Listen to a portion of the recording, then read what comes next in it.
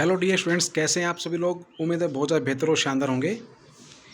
आज हम इस वीडियो के माध्यम से समझेंगे हिंदी भक्ति काव्य धारा के अंदर प्रथम सूफी कवि कौन है। हिंदी साहित्य के अंदर भक्ति काल की जो दो शाखाएं हैं, शगुन भक्ति और निर्गुण भक्ति, तो उसके अंदर सूफी भी काव्य धारा है। तो प्रथम सूफी कवि हिंदी का कौन माना जाता है, उसकी आज इस वीडियो के माध्यम से आज हम चर्चा करेंगे। तो आपके सामने ये टेबल है और इस बोर्ड पे कुछ कवियों के नाम लिखे हुए हैं और उनकी रचनाओं के नाम भी लिखे गए हैं। हिंदी साहित्य के विकास क्रम के अंदर बहुत से राइटर आए हैं, उन्होंने अपने अलग अलग ग्रंथ लिखे हैं और उन ग्रंथों के माध्यम से उन्होंने हर व्यक्ति को अपने अपने हिसाब से प्रथम कवि घोषित किया है। तो ऐसा ही इस कड़ी के अंदर है। तो यहाँ पर ये रचना लिखी हुई, समय लिखा हुआ, कवि और मानने वाला, ये सारे जितने भी हैं ये प्रेम आख्यान काव्य हैं।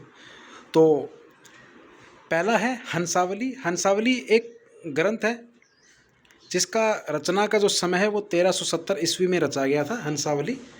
और इसके जो कवि हैं वो हैं इसके राइटर असाइत कवि और डॉक्टर गणपति चंद्र गुप्त, जिन्होंने 1965 के अंदर एक ग्रंथ लिखा था हिंदी साहित्य का वैज्ञानिक इतिहास। उस अपने इतिहास के अंदर इन्होंने प्रथम सूफी कवि असाइत को घोषित किया है। मतलब डॉक्टर गणपति चंद्र गुप्त के अनुसार हिंदी का प्रथम सूफी कवि असाइत माना जाता है। इसके बाद है सेकंड जो रचना है चंदायन। चंदायन प्रेम आधारित काव्य है जिसका प्रकाशन वर्ष 1379 ईस्वी में हुआ था। और इसके जो रचयिता हैं, इसके जो कवि हैं, इसके जो लेखक है वो है मुल्ला दाऊद। मुल्ला दाऊद को हिंदी सूफी काव्य धारा में प्रथम कवि मानने वाले हैं डॉक्टर राम कुमार वर्मा। डॉक्टर राम कुमार वर्मा हिंदी के बहुत बड़े एक लेखक है, साहित्यकार हैं, जिन्होंने ग्रंथ भी लिखा है। इनका एक ग्रंथ का नाम है हिंदी साहित्य का आलोचनात्मक इतिहास, जो 1938 के अंदर प्रकाशित हुआ था। उस ग्रंथ के माध्यम से इन्होंने हिंदी का प्रथम सूफी कवि मुल्ला दाऊद को माना है, जिसकी रचना चंदायन है। उसके बाद थर्ड रचना है मृगावती। मृगावती का समय है 1501 ईस्वी के अंदर और इसके जो रचयिता है वो कुतुब्बुन कवि। कुतुब्बन को हिंदी साहित्य में सूफी धारा का प्रथम कवि मानने वाले हैं डॉक्टर रामचंद्र शुक्ल। डॉक्टर रामचंद्र शुक्ल जी के बारे में आप सभी को पता है, हिंदी साहित्य जो बच्चे पढ़ते हैं, डॉक्टर रामचंद्र शुक्ल जी ने इतिहास लिखा था, हिंदी साहित्य का इतिहास 1929 के अंदर ये प्रकाशित हुआ था। और उस अपने इतिहास के अंदर उन्होंने कुतुब्बन को हिंदी का प्रथम सूफी कवि घोषित किया है। इसके बाद आती है सत्यवती की कथा। सत्यवती की कथा भी 1501 के अंदर लिखा गया एक ग्रंथ है जो प्रेम आधारित काव्य है। और इसके जो रचयिता हैं ईश्वर दास कवि, ईश्वर दास, ये ईश्वर दास कवि हैं, ईश्वर दास कवि हैं। तो सत्यवती कथा जिसका प्रकाशन समय 1501 ईस्वी के अंदर है और इसके जो रचयिता हैं वो ईश्वर दास कवि हैं।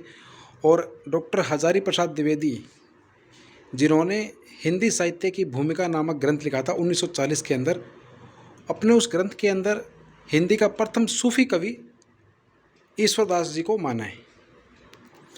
अब इनको याद रखने का तरीका है, जैसे मृगावती और सत्यवती की कथा, ये इन दोनों का प्रकाशन 1501 ईस्वी के अंदर माना जाता है। मृगावती की रचयिता कुतुब्बुन है और सत्यवती कथा के जो रचयिता वो ईश्वर दास जी हैं। हजारी प्रसाद द्विवेदी ने कुतुब्बुन को प्रथम सूफी कवि माना है और रामचंद्र शुक्ल ने कुतुब्बुन को प्रथम सूफी कवि माना है और हजारी प्रसाद द्विवेदी ने ईश्वर दास जी को प्रथम सूफी कवि घोषित किया है। तो याद रखने का तरीका क्या है, मृगावती का समय 1501 और सत्यवती की कथा का जो समय है 1501। रामचंद्र शुक्ल और हजारी प्रसाद द्विवेदी, रामचंद्र शुक्ल जी ने जितने भी ग्रंथ लिखे हैं, जितने भी टिप्पणियाँ की हैं हिंदी साहित्य के आदिकाल, मध्यकाल या आधुनिक काल के जितने भी भाग हैं, उनके ऊपर जितनी भी टिप्पणी की हैं, उनकी टिप्पणियों की विपरीत टिप्पणी करने वाले हजारी प्रसाद द्विवेदी हैं। रामचंद्र शुक्ल जी जो बात कहते हैं उनके वो हमेशा विपक्ष में ही बात बोलते हैं, हजारी प्रसाद द्विवेदी जी। तो रामचंद्र शुक्ल ने कुतुब्बुन को माना तो उसका उल्टा उन्होंने ईश्वर दास जी को मान लिया। इसके अलावा एक ये आपके सामने लिखा हुआ है माधवानल काम कंदला। इस नाम के 3 ग्रंथ हैं। माधवानल काम कंदला जिसका पहला ग्रंथ आया था 1527 ईस्वी में, इसके रचयिता डॉक्टर गणपति चंद्र गुप्त ने, गणपति चंद्र जी ने 1527 ईस्वी के अंदर माधवनल कामकंदला नामक ग्रंथ लिखा था, जिसके अंदर सिर्फ दोहा शैली में ये लिखा गया था, इसमें दोहे लिखे गए थे। इसके बाद सेकंड ग्रंथ आता है माधवनल कामकंदला।